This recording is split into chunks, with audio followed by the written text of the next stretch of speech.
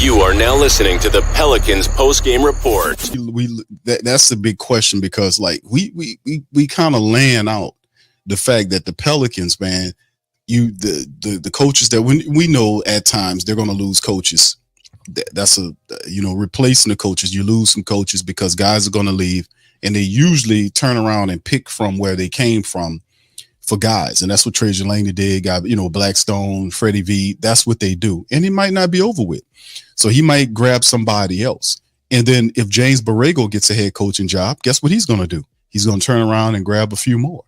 So if that's the case, the Pelicans have to be proactive in their approach to bring people in or elevate people who they feel from inside the organization who are ready to make a leap in coaching there. So Willie Green's staff this year will be even more his staff than anything before, because a lot of the coaches there, this is all on him to make the move. So getting the right guys.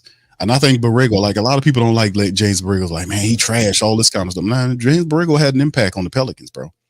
He did, man, especially with his offense. If you remember, go back prior to that Dallas game, Lex, you remember what happened.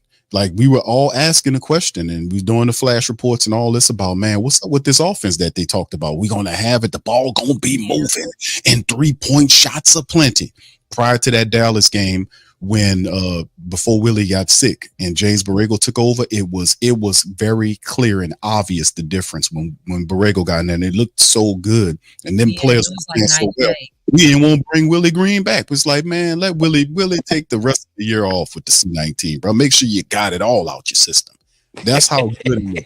So it was see him coach a few more games, you know what I'm saying, for confirmation, because it was a huge difference. It was a difference. The thing is, a lot of people, because I understand it was just one game, but the thing is that they played Dallas back to back. When they played Dallas the first night, Willie was coaching, and they did not look good at all. They looked lethargic. They couldn't get anything. They were getting ran off the court. And then they played them day went past, and then they played them the next day. And it's like, whoa. And look, Jason Kidd, he went to Antonio Daniels, because Antonio Daniels, he said about during the game.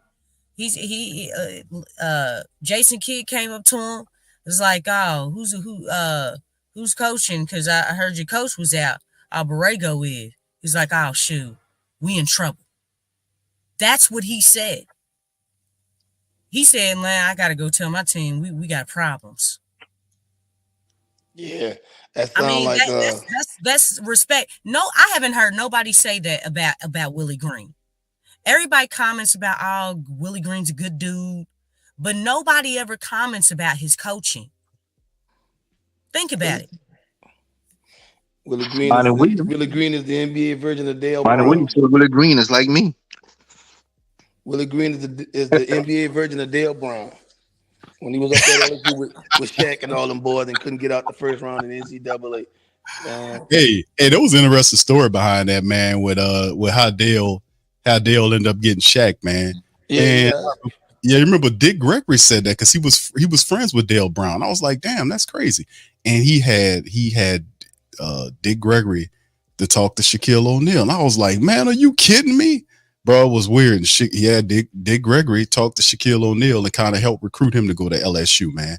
I was like, oh, you kidding? That's crazy. But that was a story that they had behind the scenes that Dale Brown talked about.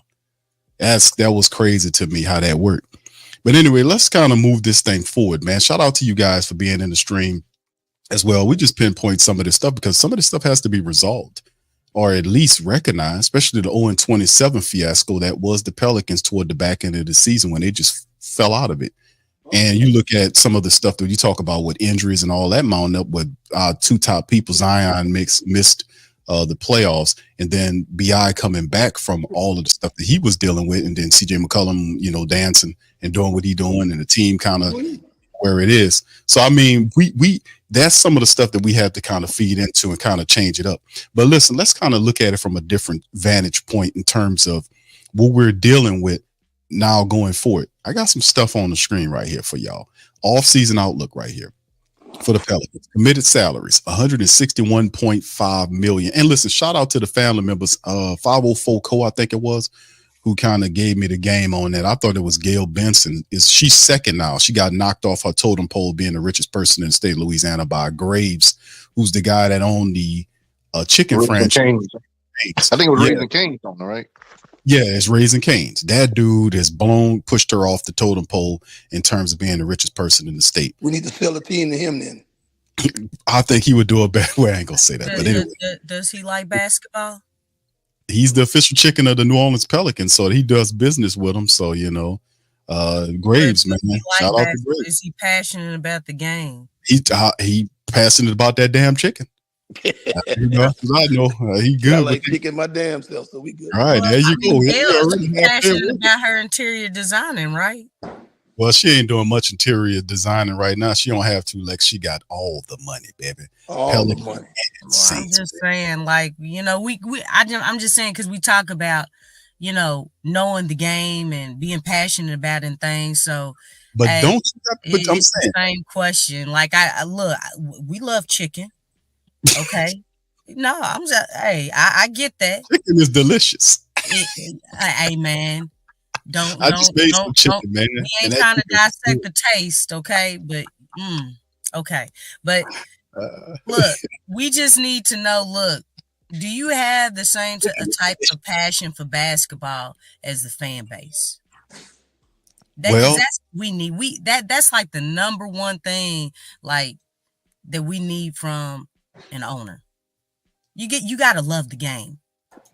You got to love it. You got to be passionate about it. You got to have a desire to want to win, not just put butts in the seats. I understand it's a business.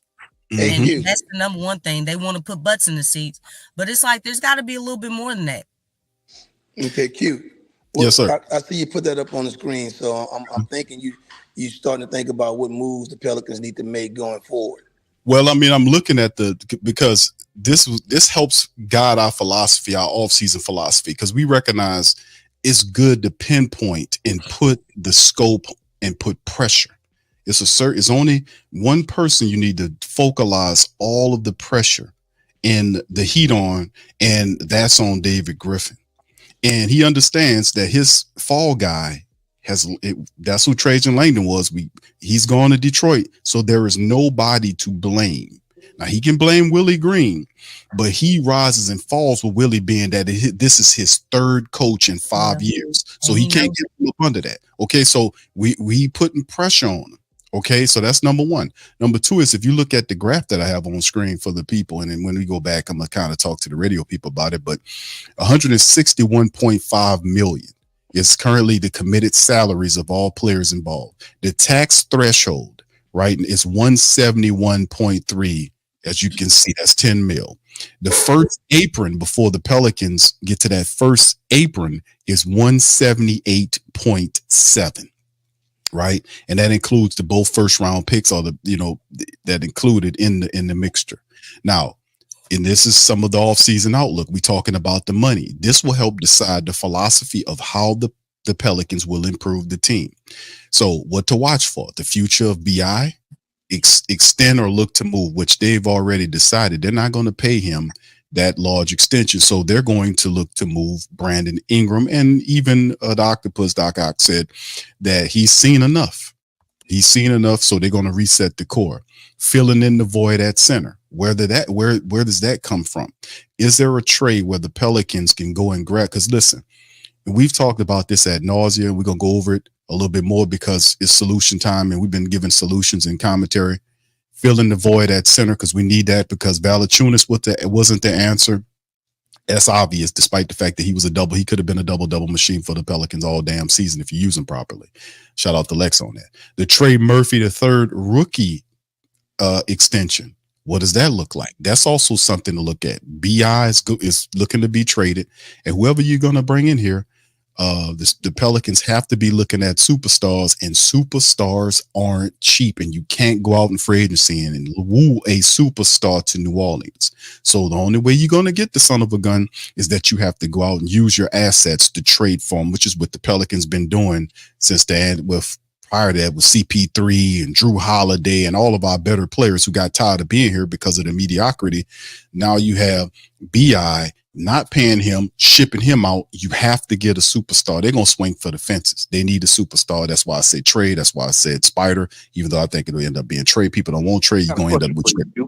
Okay, I was saying, like, how do we handle like CJ contract? Like, do we reduce it, or what's the best option for his contract? Because I don't want to play point guard no more. I'm sorry, I don't want to play no point guard. All this dribbling. I think he best served coming off the bench and playing with the tools for me. But how do we handle his contract then? I don't think the Pelicans, the thing is, like, we talked about that. I know that was early on about what we need to do in terms of the CJ McCollum situation. I don't think there's a suitor for CJ McCollum in terms of, getting him out the door right now or trading him. I think the Pelicans going to just sit on CJ right now. Now, eventually that won't be a move until you get well into the off season. And then before the trade deadline, you can look at moving CJ McCollum, because at that time frame, it looks a lot better because he has that 1 year expiring deal, that fading contract that you can move out on. But I don't see anybody right now, and it could maybe down the line, or maybe a move we're not looking at where they can get CJ up off the books, because they have 3 players that they're paying over $30 million to. So basically 3 players count for $100 million of the $61.5 million that we currently see on the screen. So if the move is to go and get Trey, Trey, and I know Atlanta, they want to get Clint Capella off the books. So if boy, that's going to look strange, but the Pelicans do need a need there at the big. Do they, for whatever reason, because there are other teams in the mix looking to get them. San Antonio, like my dog Sean, he's talking about what they're trying to do to lure Trey Young there. We do realize the banter that was going back and forth, but I don't see CJ McCollum right now in any moves, financially speaking. I think they're going to sit on what he got and possibly try to move him before the trade deadline as an expiring deal. That seemed to be something that I'm looking at them doing. And I know that a lot of people don't like that, because that's 33 and a third that you're looking at with him. So they're just gonna wait for his contract to expire, like just pay him out his contract and just let it expire?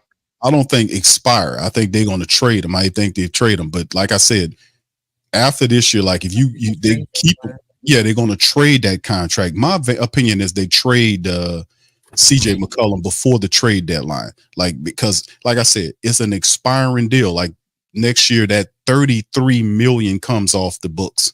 So somebody, close to the 2024 trade deadline coming into next year, or whether it be 25 at that time before the trade, but that'll be an expiring deal that looks a little bit better, where that deal expires, they get $33 million against, back on their cap once that deal goes out the door. So that looks more,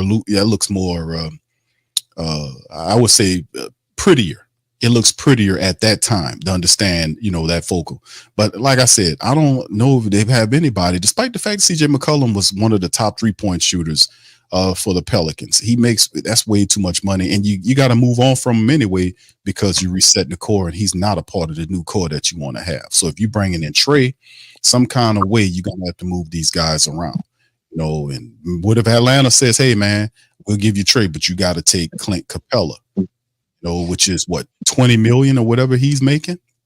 You got to take his deal and all this kind of stuff, and you might have to throw in it, because like I said, it's only 2 people I really realistically think that the Pelicans going to target. They need a superstar, and if you look at the trades at that position, there's only 2 guys that fit that bill right now.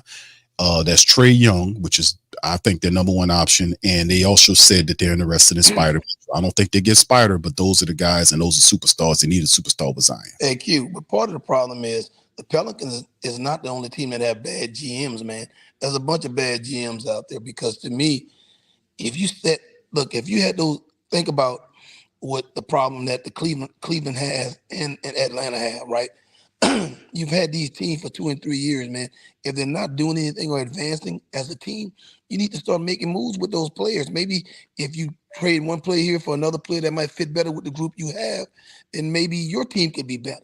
So we're not the only team that's sitting here with a bad GM. The Atlanta GM sucks. Whoever he is, I don't even know who he is. The Atlanta GM? Oh, that's Landry, isn't it? Isn't that your boy Landry? Yeah, Landry. Yeah, Landry. He's up there. Yeah, and I think Landry Fields. I think that's Landry Fields. Is their general manager? He used to be a player. That's right, for the Knicks. Yeah, he's not a good GM either, because to me, There's no way in the world that I'm going to run that Atlanta team back again. You got to be a damn fool if you do. And the same thing with Cleveland. I'm not going to run those teams back. But if I need a wing, let me go out and get BI and move one of my guys for that guy, and that'll make both our teams better. But these guys are so scared of their jobs and that they're trading away somebody that's going to go somewhere else and be successful. They'll just sit there and sit pat and get the same thing every year and then eventually get fired. Man, I'm making moves. I mean, I wouldn't set on a team after 3 years if I'm not getting any better. I'm going to make some moves. You got to move some guys out. Change what you're doing. Look for better fits. Yeah, that's true. We're not the only team, and you got to think, man, Memphis is going to be a better team next year, man. If Ja Morant come back healthy, the whole division, Mose. Yeah. Like Houston, like they started to come alive. I know it was kind of, it was kind of late in the game when they started to make their run.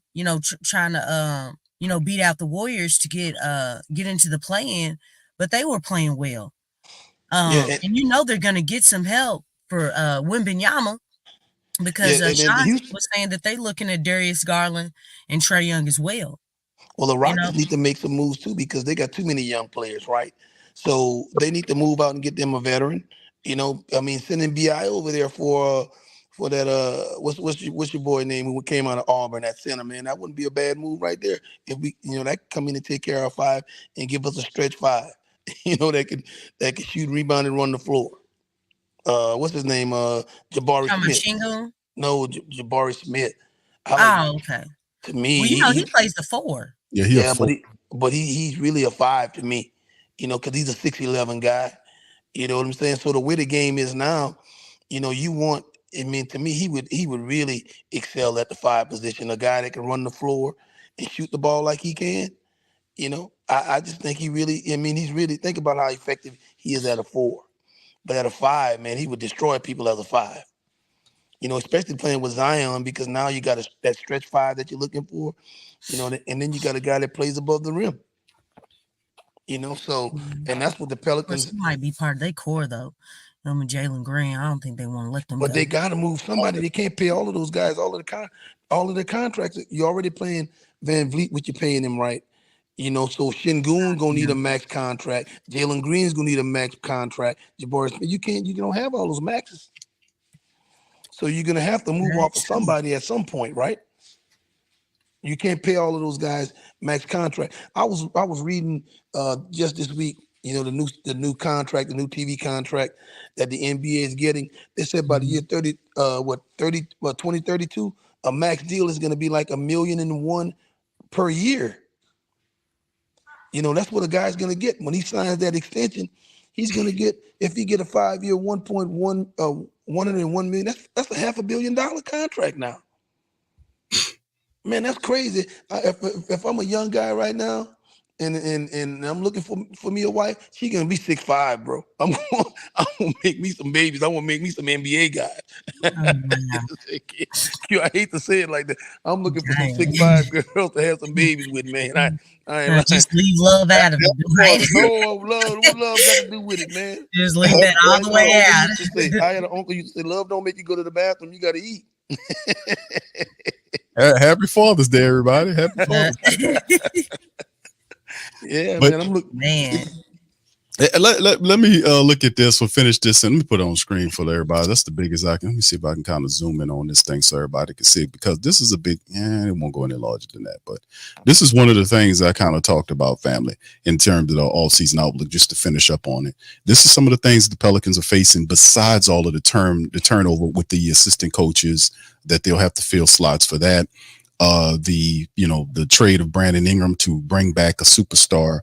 That's the mentality, because they can't afford to sign anybody in terms of that ilk that'll be interested in Pelicans. So you have to get them via trade. So that's why I'm saying they're going to try to do their best.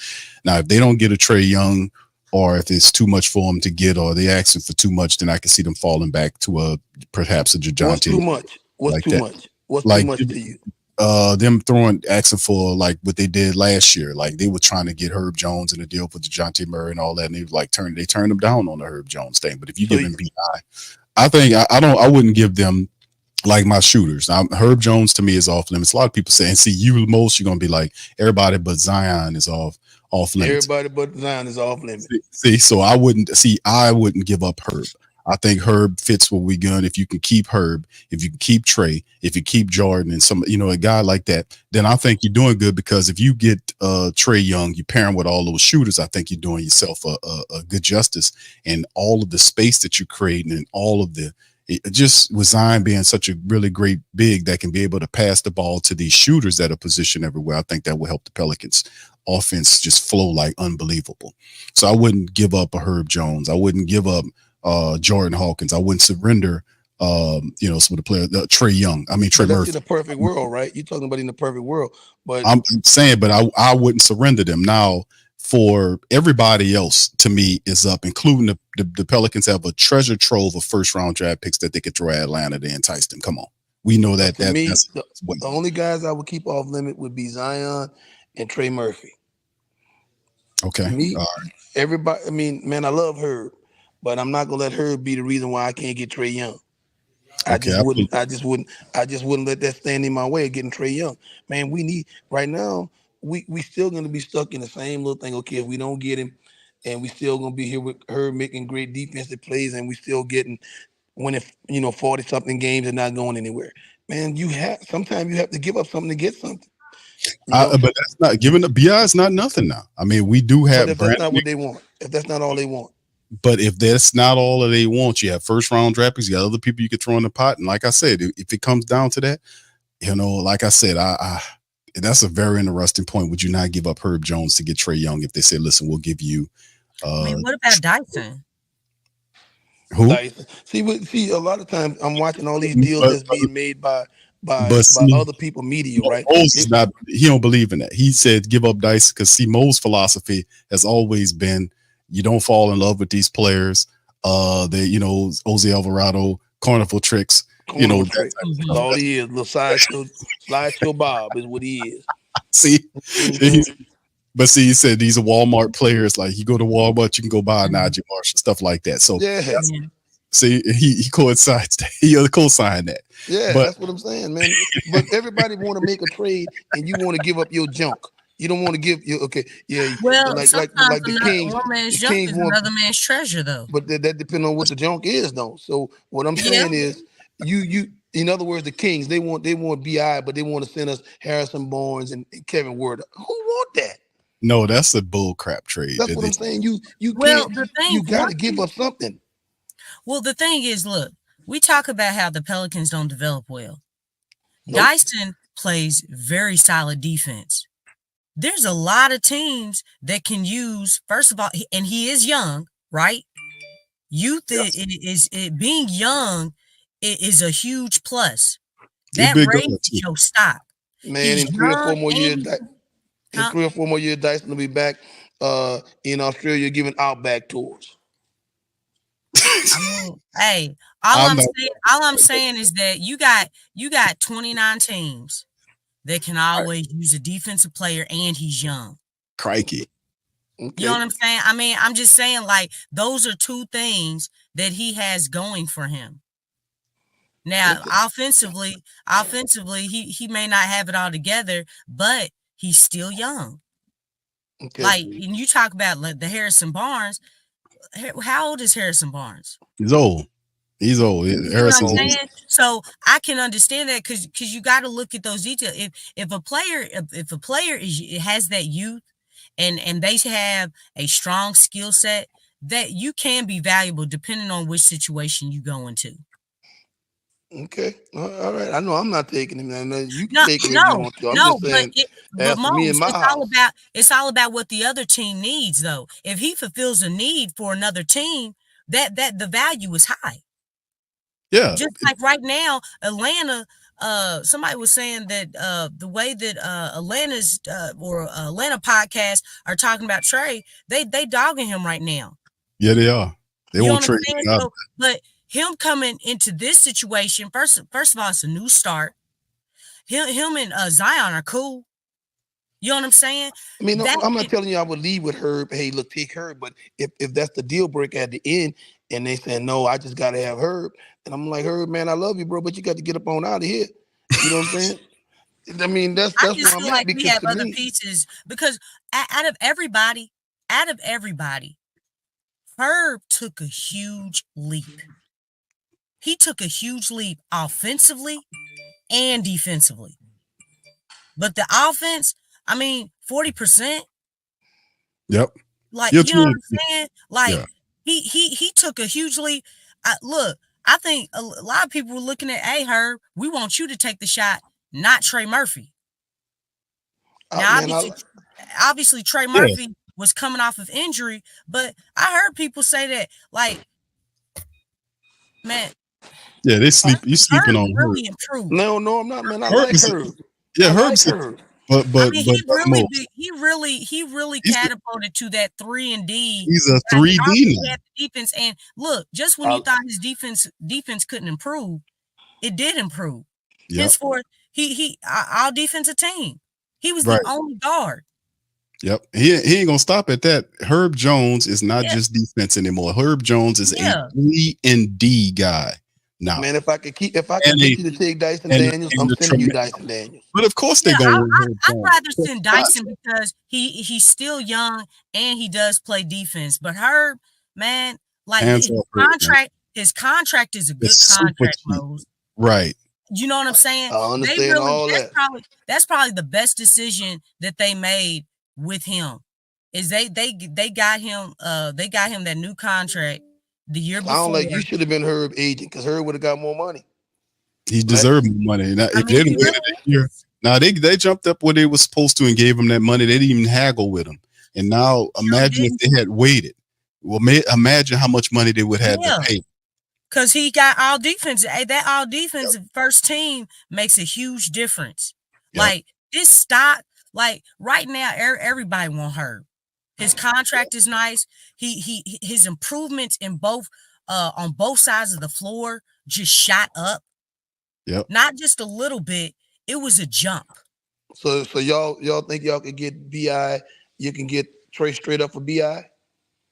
I wouldn't say Trey because the contracts don't match. The contracts don't line up. Yeah, Trey Young makes $43 million. He's like a 40.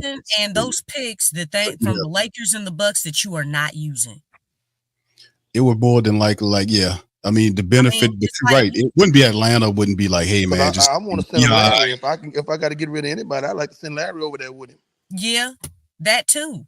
Because the thing is, I mean, we do need another small ball guy, but I don't know. You know, Willie's really in love with Larry, so he might have an issue with that. He might have some withdrawals. Willie ain't calling no shots on that, man. Dave Griffin don't give a damn about Willie. What Willie think? Are you sure? Because they tied in together, Mose. Yeah, it's pressure zone. They are tied in together. He's Griff hired him third coach. Griff gonna throw him under the bus. How much you want, bet? I'll tell you one thing that because it does make the deal flow. I mean, if they want Larry Nance, that's the whole thing. Because Larry on expiring too, though, right? But Trey, I'm gonna have to check on. Yeah. He's on an expiring. I think he had one more year left after this. This is it here. It was a 2-year deal, and it kicked in this year. They extended him a year before. I'm gonna look it up, but yeah, I still think that like if you look at what you got going on, like Trey Young is 43 million. I want to say, and BI is at 33. I want to say I think at 33. So him and Larry would match up money wise. Larry would be perfect if you threw that in there in first round draft picks. But then again, like I said, it depends based on other offers that they're receiving. But I think the Pelicans can give them. So you think there's a lot of trade talk going on? Larry's right now? This last year. Larry, at the onset, I know they got a priority list at the very least. I mean, you got the draft coming up. What next week? What is 23rd. It next week? The next, yeah. So you got a little bit before the draft comes up, and you will start to see the Pelicans on the court decide what things look like. They'll have who's going to be the 21st draft pick for the Pelicans. A lot of people believe it'll be a big. So if it's a big, that kind of reshapes things. But Larry Nance, if you can make the deal go, and it depends on other deals, but I think the Pelicans have enough draft capital and assets on the team where they could be able to offer a decent package to Atlanta for Trey, because they'll be motivated to move him. And you're right, Mose. His Larry Nance contract, according to Sport Track right now, is showing us that he in the last year of his deal at $11.2 million. Now, this So is a question right here. Who you he's think can put a better deal untradeable. together for Trey than we can? Because that's what you're getting into, right? I don't think San Antonio can put a better deal together than we can because they don't have a player that, I mean, with Keldon Johnson, who won Keldon Johnson? Yeah, well, I don't know if Keldon Johnson is the throw-in that they're marching with. I'm not, I'm not sure. I thought Keldon Johnson was a free agent, so I don't know. I mean, I don't know. It's Devin Vassell. I know he has a fat contract, so the numbers will have to work some kind of way for it. But I know they gave Vassell a big contract. I think he might be the guy you throw up in there but that's got to be part of their core, on Vassell. I think everybody's up for grabs except for Wembanyama, I think. So I mean that's what it appears like San Antonio's going for because Wembanyama's forcing their hand to develop the team fast. That's why they're trying to land a proven player. So if it's not Trey Young, they're looking for a backup player. I've heard rumors about Darius Garland, even though Cleveland's bucking that right now. They want to keep the core together. I think it's just them creating more of a market for Darius Garland. But in the end, Rich Paul said if they sign Spider, that they gonna ask out. Yeah, I believe Rich Paul too when he says that. Me too, because he's shifty. But he knows the game. That's why he's so effective. I mean, Rich Paul knows how things goes, man, and he knows how the NBA world is. He knows how to take the steam out of things, like he did when Anthony Davis was here, and he told people, "Listen, you can trade AD to the Boston Celtics because that was a potential trade that was on the horizon where we could have got a really good player from Boston, but Rich Paul got involved and said, "Hey, listen, you can trade him to Boston, but I'm letting y'all know that once his 1 year is over with, he's going to go to LA." He did that, and that just killed the deal, and they forced a one-way situation where you better get this value for the move. So yeah, he knows how the game is playing, and he's a product of the game. Can I tell you? And that's why he's so effective, because he knows how this goes and how to unravel things. A lot of people don't like him because he's effective. But the thing right now, Q, when you look at that offseason stuff, and there's no better time to be a small market team with the new CBA, right? With not being able to have these super teams anymore and people forcing trades like that, right? Because somebody cap might not be able to absorb that much salary, right? Man, if that's why your guy Griffin, whoever he is, got to be smart and shrewd that could draft well and trade well, because you can develop a championship team if you got the right guy in place who know what he's doing. And that's the issue we sitting on right now. We don't have the right guy. But that's regard, and you're right, Mose. You're 1,000% right about that. Moving forward. So basically, like we handcuffed here. We're handcuffed into what we're looking at, because even though we feel like they've made a lot of mistakes, and I'm a big proponent of a Swin Cash. I think Swin needs to be elevated to more of a decision maker. I don't know what exactly her matter is in terms of personnel decisions or whatnot, but we need more of that spirit, because she's a winner. We need more of that. Yeah. Dan Griffin talks too much. He's too vocal, and when he says something, it's just fluff. He says nothing. Right. It's just a bunch of garbage. He's the one responsible for all the ramp up stuff that happened with Zion Williamson and all this kind of stuff as opposed to having professionals, medical professionals, and people that know how to take care of these people. Like Zion Williamson is not an alien from the other side of the planet or other side of the universe somewhere. He's a human being, and there's people out there that have dealt with people that have had injuries before, that knows exactly what they need to do to make sure he plays and keep him, such and such. And he has to participate, and he's been doing that. But you have to be able to have people there to be, to make sure these things are accomplished. And then you have to prepare it the right way. So even though we're handcuffed, Mose, we handcuffed to David Griffin. We're not going to get rid of David Griffin. He just signed an extension. We don't know how much. I'm probably telling you about 5 years. It's probably 5 years. He signed an extension. We're handcuffed with these guys, Willie Green and David Griffin. We just have to see if they can learn, and they have incrementally showed some improvement, even if it's by default, by even making mistakes and crossing it out. So they are showing incremental improvement. I don't like it, but it's too many mistakes being made by somebody that's supposed to be a person that knows what they're doing. But go ahead, Mose. Hey, what's the word on the street on Zion right now, man? Is he taking care of himself? Is he, is he, because you don't know what you're gonna get with that guy, right? Well, last time what they were saying, the reports that came out is that Zion Williamson he should be ready for the season, and everything is everything with Zion. If it wasn't, then you know that they will have the reports that Zion Williamson was over at the place and all that. But the only person that was talking that junk about Zion Williamson, talking about he'd eat the table, was Stephen A. Smith. He had no information. I don't listen to no fool. Yeah, he constantly does that to kind of draw up attention. He's I'm not gonna say it. He's a fool right now, and a lot of those guys right now, like him and Shannon Sharp, them guys start to think they can say anything and that they're kings. When you start to get that power, man, and that money, you feel like you can say anything and you're invincible, and that's why they say so much stupid stuff now. And like you got to listen to what they're saying, right? I mean, he say a lot of off code stuff, man. He shouldn't say, but at the end of the day, there are always people. It's always somebody checking them. It's like every week, or it's several things that they're checking because they're just playing the game. But at what point does Zion go in there and start saying, "Hey, look, we need to do this now. Look, I'm ready to take off. I'm ready to. I want to be a championship team. At some point, I think the onus might be on him. He may be the only one that can change the situation by going there and saying, "Hey, look, if you don't make some moves or make these moves, then I'm gonna want to get up on out of here." Because that's coming, man. At some point, that's coming. I think it does. I mean, eventually, like he signed this new contract that kicks in when he's making the $30+ million now, and he's in the big portion of his contract, the heftiness. But I don't know, maybe down the line as we start seeing more winning. But like I said, the philosophy is like, if the Pelicans are looking for a superstar, let me just finish up the offseason outlook and then I'll answer that question, because that's a good one. The rest of it is, the future of Brandon Ingram, obviously, that's going to be a trade for a superstar to bring in said superstar. I'm going to talk about that. To fill in the void at the center position, who will be the center that operates with Willie Switchall system. Trey Murphy, rookie extension, because that's something that you're going to have to talk about. That's going to be pricey eventually for the Pelicans. They'll have to address that.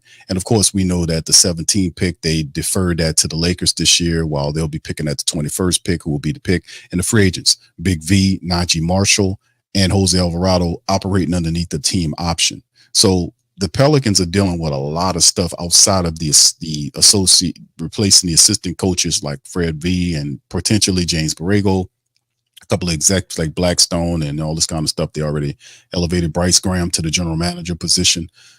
So, they got a few spots to fill out there. But in terms of the team overall, you resetting the core, which means that BI is going. Eventually, CJ will go as well.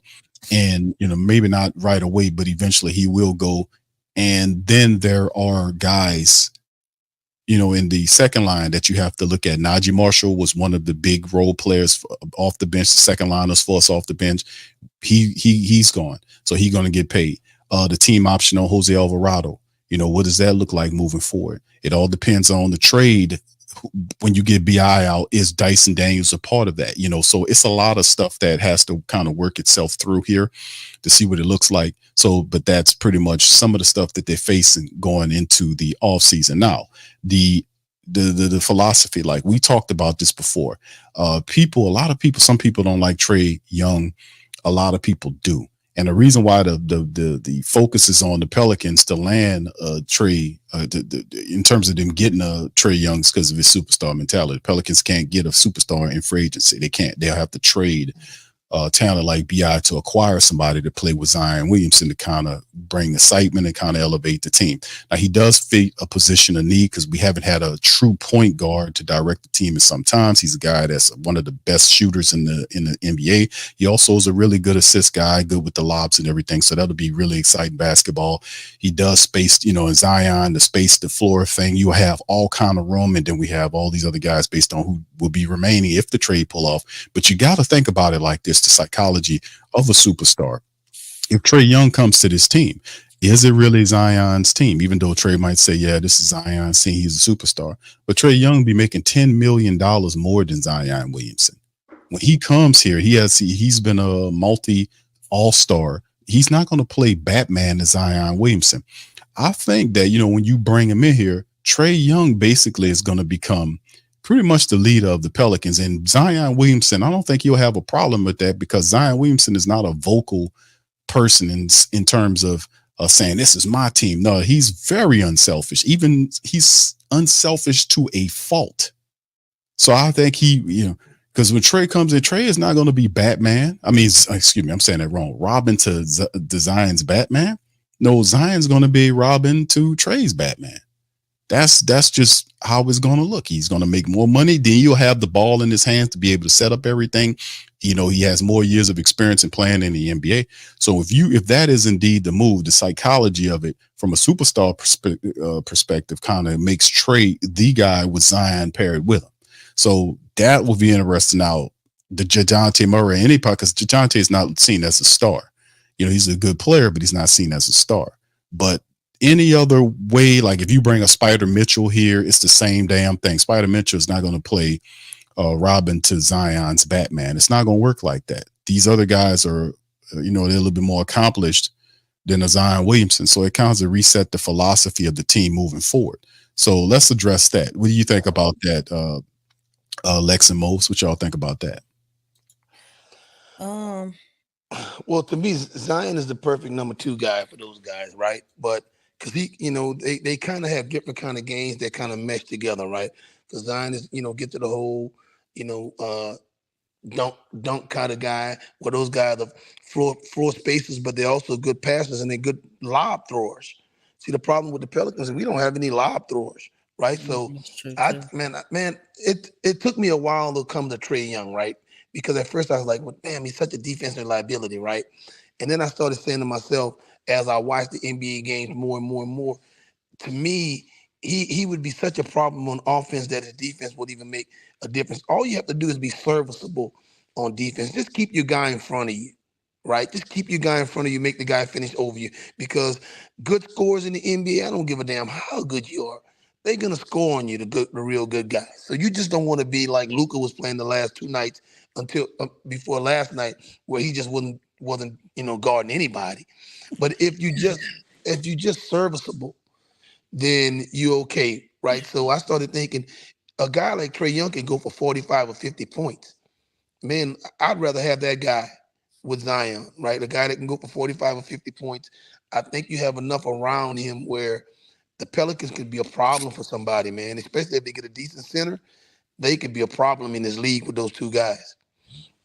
But Zion has to stay healthy, and Trey was injured a little bit last year too, right? So he's a slight built guy. So, you got to really manage him and make sure you don't put him in a situation where he wears down also, right? So to me, that's why you got to find a backup point guard some kind of way. You got to make another move,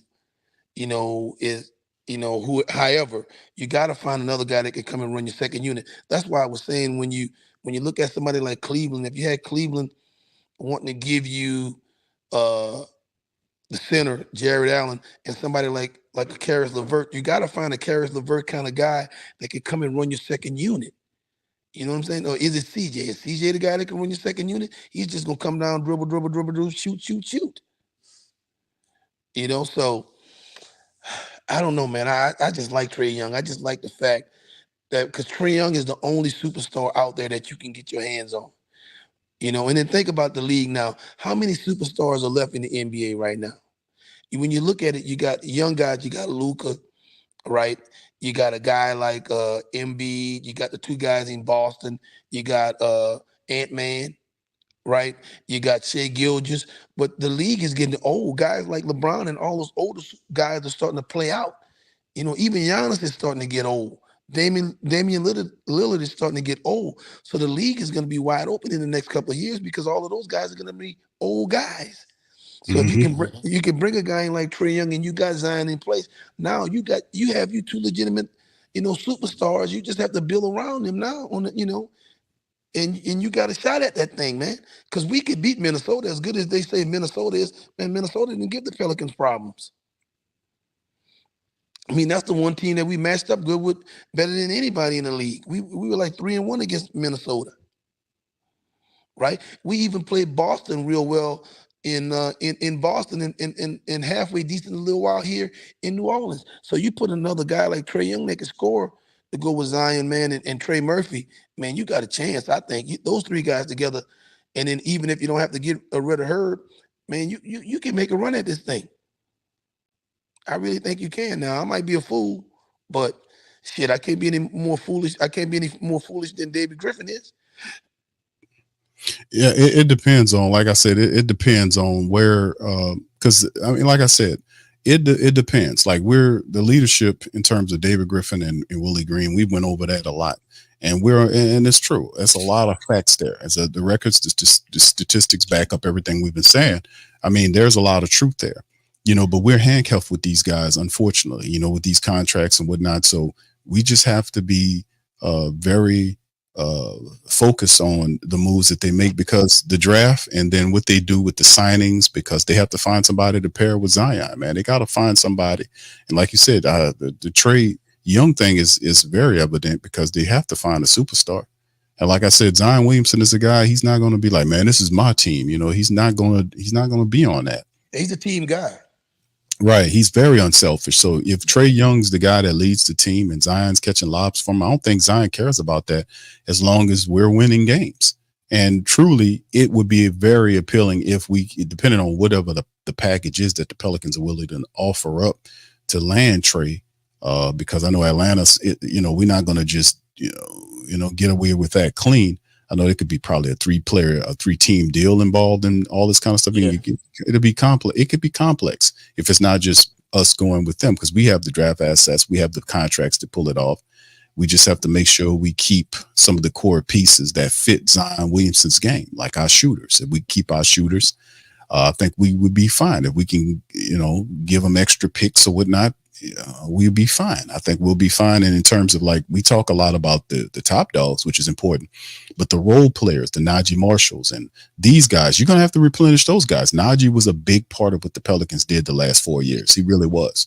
I mean, he would bring up the ball. He played defense. He would shoot threes. He was a dog. Remember the thing with Jimmy Butler? He had, losing Najee hurts. So where do we get that from? And the Pelicans are dealing with all the stuff. Now they do have these, that's where Sebron and people like that's got to come in, who you've been developing for 3 years now.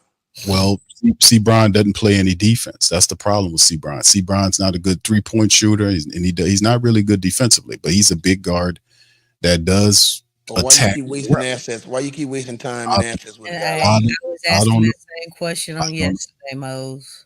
Why you keep wasting time?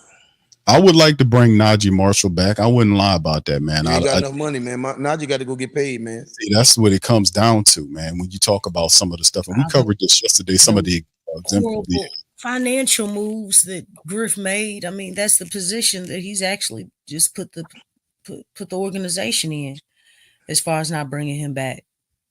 Did you have those exceptions though? You got those cap exceptions too that can help. You got to go out, but you got to go out and get you a starting five, some kind of way first, right? Before you can worry about Najee. We don't have a starting five right now. And whoever you draft, even if he's out too, he was just on a 1-year contract. Yeah, but he's not a starting five anyway. So if you went out and even if you drafted a 5, right, he's gonna come off the bench because he's not ready right now. So you're going to bring him off the bench, and hopefully by the midseason, he could develop into something special. So you got to go get you one of those middle of the road guys that can rebound and play defense and that are serviceable, right? Just because of your cap situation. That's why I'm saying the best way to handle Willie Green, man, is to get rid of if you get rid of what's your boy name, Nance.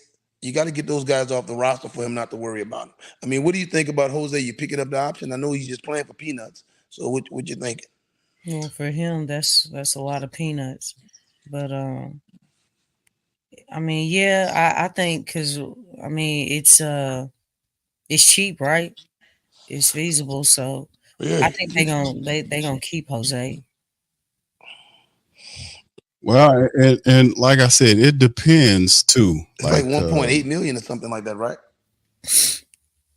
Yeah, he's just under 2. I want to say. In the NBA, that's chump change, bro. Yeah, he's not very expensive at all. I want to say. Let me pull up. Let me see about Jose's money. I think I had it on here. Hold on. Yeah, he's less than $2 million. I know he was very similar to Najee Marshall's money. Wow, Yeah, $2 million. but yeah, For everyday person, that's a lot of money. But for an NBA guy, $2 million is like paying or just for it's a around bag of 2 chips million. and a Coke. Yeah, that was Najee was just over 2 million. They got it. Yeah, so he got to just go get paid, man. If I mean for his family, he got to go get paid. yeah. I think Najee gets paid, man. Yeah, if I'm Najee, I'm looking for at least 10 or 12 mil a year over, 3 year 30, 300, 3 year $33 million, something like that, right? That's where I got to be if I'm him. Yeah, He got this gonna be his last shot at it right here. but it looks different. That's what I'm saying. It all looks different. It depends on the trade that gets you the player that you want, who's involved with it. Because if that shapes the team and the decision making. So I think that's a part of it. Like outside of them taking whichever player in the draft, if you want Trey, and let's say Trey's the guy, and I think that's really the focal point is, and the word on the street is that Trey Young is the top option in terms of trying to acquire for trade. They need a star. So if that's indeed the case, what comes with the trade? What comes with it? Who goes with outside of BI? And what does Atlanta want you to take back along with Trey? Because I know they want to get Clint Capella off their books. Do the Pelicans do they observe, or not really? Do they, do they take in the contract? Wouldn't that put them at the lottery? Wouldn't that put them at the tax? That's what I'm saying. But that would indeed, because you would be taking in, how did you absorb, both Trey Young and Clint Capella? Because I know they want a Congo. They want him, but Atlanta they'll be reluctant to moving him because it's cheap. I don't think he's that good. I don't think he's a starting center. He's a player with higher upside, but Clint Capella makes a lot of money, and I'm looking if you would be. But isn't he on the expiring Capella? I think let me look Clint up. I think he has another year on this on it. Let me see. I don't think it's an expiring deal for Clint Capella. Hold on. I don't think so. I think he got extra years behind this year, if I'm not mistaken. Hold on, let me see if I can find that. I thought he was on a 2-year deal. I think he had extra years on his deal, if I'm not mistaken. No, it's an expiring deal. Yeah. I'll be reading a little bit too cute. Yeah. You're right, Mose. It's this year's the last year. It's 22.2 mil that the Pelican. Let me put it on screen for the family. I'll take that. I'll take him with that because he's coming off my books. Yeah. So there you go. So is it this Capella? And damn, it ballooned. So yeah, it's the last year, 22.6 mil for Clint Capella. Then he's unrestricted free agent in 25-26.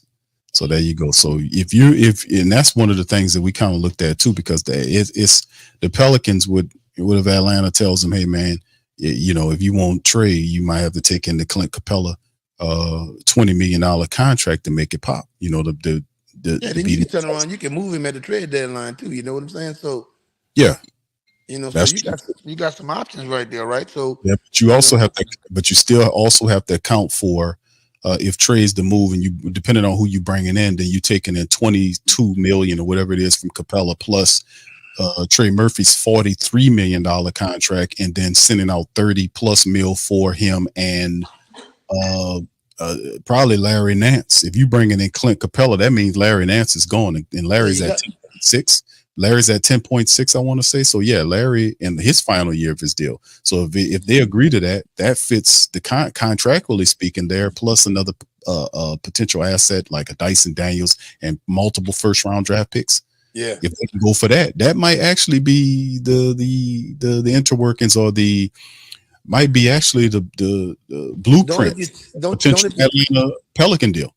Don't if you take in more money than you send out, you get a trade exception or something like that? I think I might have heard someone say that you get a trade exception. But and also the apron rules kind of apply here, in terms of how it all would work, in terms of how the deals would work, because because the deals, all this stuff kind of changed a bit, and I was still studying on a lot of this stuff because it is not the same anymore. Like the rules, if you hit a certain apron, certain things you can't do. I know if you hit certain aprons, then the exceptions, you lose some of your exceptions and all that. So it's a lot heavier penalty in terms of you making sure you stay where you belong. So like I said, I'm gonna have to do some more research on that. All right. If Capella take you over the cap, if I'm not mistaken, you can operate as an over the cap team up to a certain point. Yeah, up to a certain point, so Yeah. you can turn around and move if your draft picks start to develop, and then you can turn around and move Capella at the trade deadline, and you're talking about a expiring salary, right? That'll get you back under the cap or whatever. Yeah. If you do that, right? Yeah. That sounds good, Mose, because the thing is, like, that's something that I don't think the Pelicans are interested in taking Capella. But if Atlanta say, hey man, if you want him, you got to take him too. And I can see them looking for an asset to go back with them and picks. Because BI is not just anybody. BI is a very good player. He's still young and all that. You pair him there with what they're doing, and they're not doing a total rebuild. That's not what Atlanta doing, according to what I was reading up on. Atlanta's resetting their team. They're not dropping all back down to zero. Whoever that first round draft pick in the draft is going to be a person that helps them to compete in the Eastern Conference. They're not dropping all the way down. They're still going to be very much better than some of the bottom feeding teams like Washington and all these type of people, or Detroit and all these kind of people. So I don't think Atlanta's doing it. Right. I think they're not doing a rebuild. They're just resetting and using Trey as a piece to get pieces around what they got. I don't think they trade, like I said, they trade Trey and get BI or whatever. Then I think they keep DeJounte Murray. That's what I'm hearing. Like, they're not going to send out both and then but they're going to have one to get rid of one dude, they get rid of Trey for assets to help with DeJounte with the first round draft pick. They have Johnson there. They have a few other pieces. So, like I said, Hunter.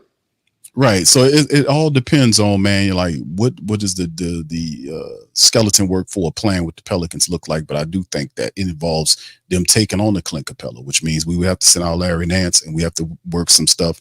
And it'll be kind of semi-complicated because you also have to look at the Trey Murphy III thing as you're looking at a potential extension for him. So it gets kind of murky at a certain point, don't it? So that's very vital. What happens if you can't move BI? I think they move them, but if you can't, you would have to decide. No, I think you can move them. Why would you feel like you can't move BI? I think you can move BI. Why would you feel like you can't? Because sometimes you know there's a lot of stuff out there in the air, right? So sometimes you read and sometimes you hear people say the market is not that good for him, right? So if you stuck not being able to get a Trey Young or somebody, you're not just moving a BI for just anybody. It's got to bring you back something that's worthwhile. But if you can't get that, then if you're stuck with BI, then what you do? You got to sign some type of contract extension. You got to move them or lose them at some point because you're on the timeline. No, you're not going to lose. Yeah, but then again, there could be a situation like that provides a dilemma. Like if you're saying you can't move them for whatever reason. But it's like me not seeing somebody wanting Brandon Ingram on their team. There are many teams that want Brandon Ingram. It's just the package you're going for. It has to be a good package that net a superstar. Subscribe now and stay up to date for all things New Orleans Pelicans.